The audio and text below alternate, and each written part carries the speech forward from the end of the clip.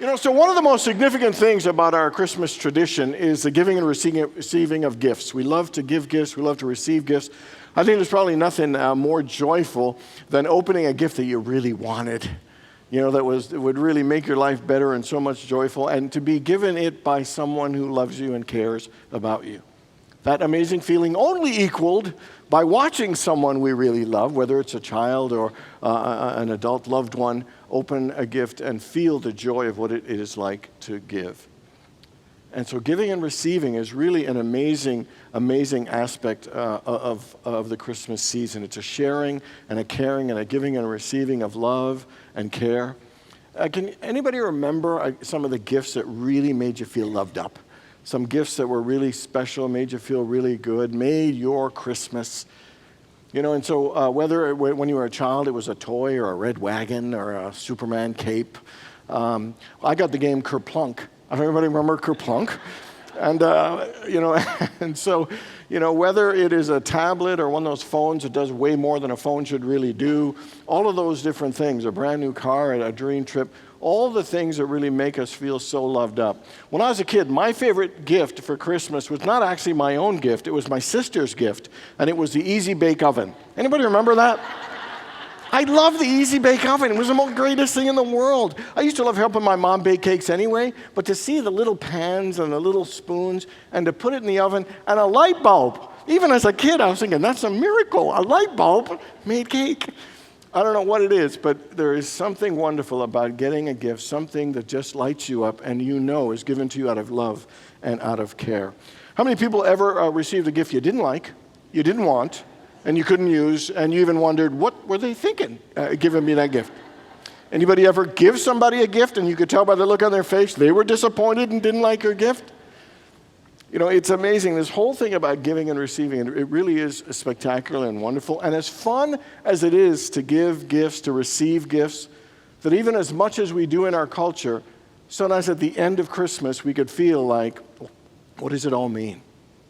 That it just went by so quick, and sometimes feel a little empty and left yearning to feel something deeper, to feel something more meaningful.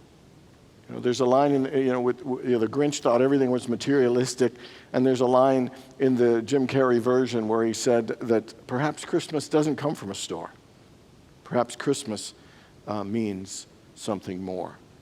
And Christmas does mean something more, and that more it actually is a gift, because Christmas is a celebration of the gift of God, of the Christ child to us. So it is about gifts, but it is about that special gift. That it's not just a physical, material gift, it is a spiritual gift. It is that gift of that divine child through which we experience the fullness of God and know the nature of our divine selves. It is the light that shines in the darkness, that knows that there is nothing in this world that can be overcome by God's light. It is a power that opens the door to know that all things are possible. That things can be healed and transformed and expanded in amazing and wonderful ways. It is our Christ light we were told, that was supposed to be the hope for all people. It is the good news of great joy that we are able to open up and to experience this amazing spiritual gift. And every year, I think we acknowledge it. We've been doing it for over 2,000 years, but I'm not sure if we always receive it. Acknowledging it and knowing it and receiving it and allowing it, like a gift that you open and use and enjoy, that you treasure and value. We used to give my dad all kinds of gifts, and 6 months later you go in and there's the ties with everything still on it, the shirt still in the plastic.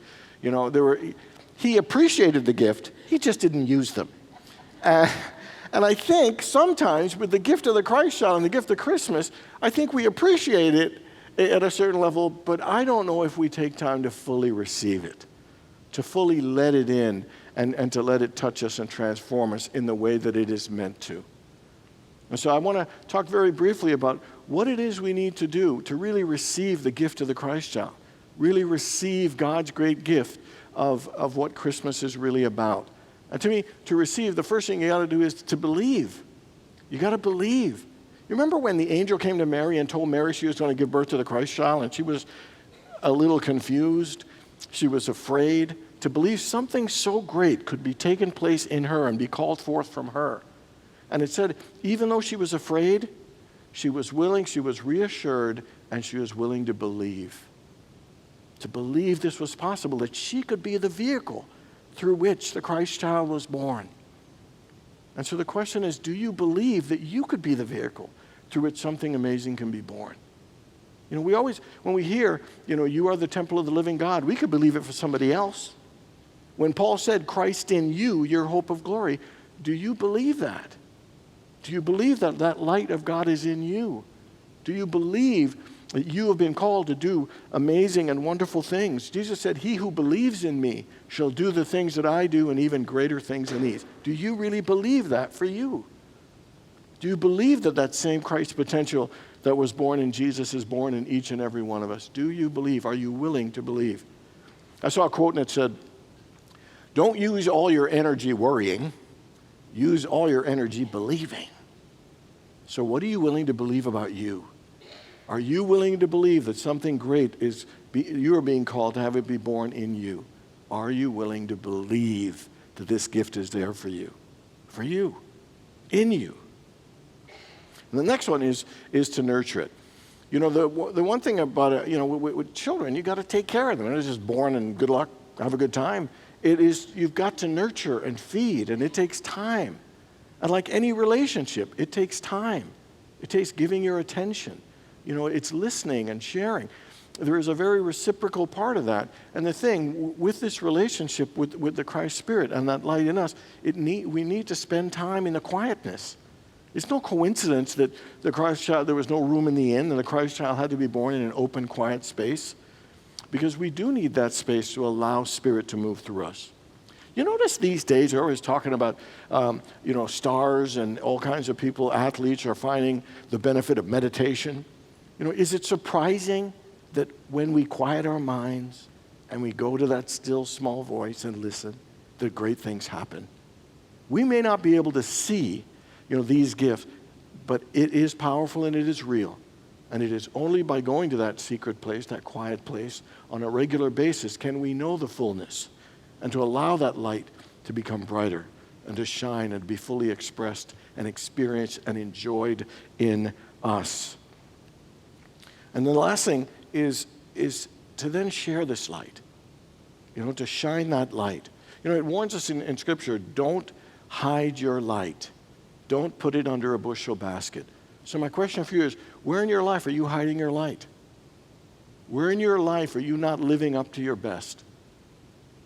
Where in your life are you maybe withholding love or holding on to a grudge or resentment or regret or blaming yourself and beating yourself up for not measuring up to some standard or some mistake you made long ago?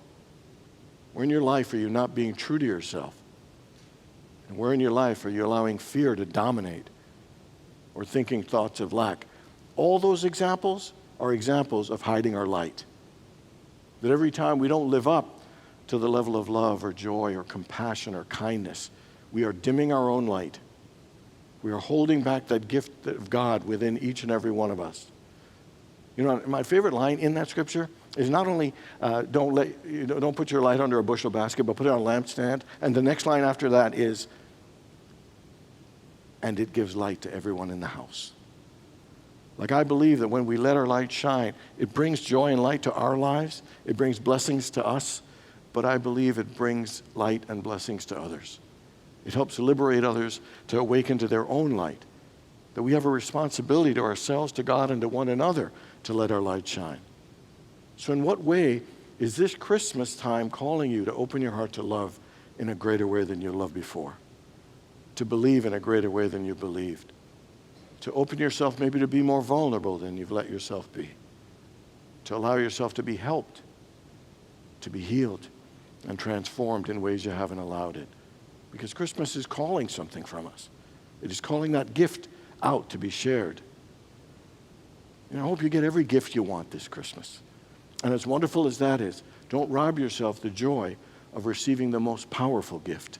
And that is the gift of the Spirit, the gift of God, the gift of the Christ child. And take time to receive it fully, to let it in by believing that it is in you. by nurturing it and taking time in the quiet to cultivate it and let it grow and expand. And then finally, to let that beautiful light in you shine brightly than ever before. Merry Christmas, and God bless you all. And I know you've already been looking at your candle, but look at it again. Notice how bright and brilliant and beautiful that flame is. But notice that glow that radiates beyond the physical flame itself. And know that there is a light in you that is even brighter and more brilliant than this. And the more that you take time to receive and to let the light of that Christ Spirit in you shine, the brighter and more radiant you will be in all ways. Radiating with peace, radiating with love and joy and unlimited possibilities. Did you notice that when you allowed someone to light off of your candle, it didn't diminish your candle at all? In fact, it just gave more light to all of us.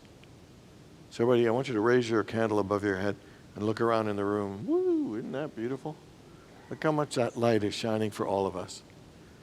All right.